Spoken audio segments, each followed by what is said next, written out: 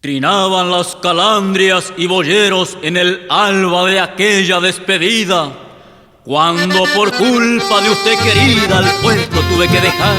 Con mi zaino de tiro entramos a andar por el camino de cardos florecido, llevando los recuerdos más sentidos que en la vida no me han de abandonar.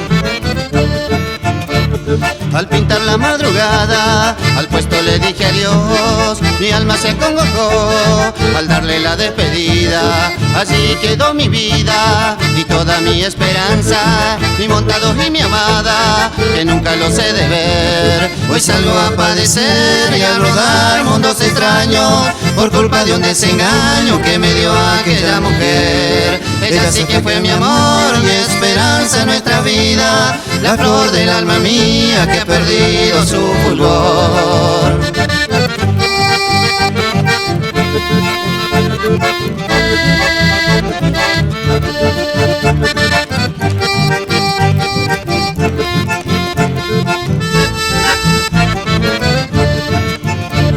Mi corazón destrozado hoy le da la despedida por culpa de usted querida. Al puesto le dije adiós. Mi condición de varón es de estar siempre en la estancia, agregado de peón, por jugarme con dos cartas. Hoy salgo a padecer y a rodar mundos extraños por culpa de un desengaño que me dio aquella mujer. Ella sí que fue mi amor, mi esperanza en nuestras vidas, la flor del alma mía que ha perdido su fulgor.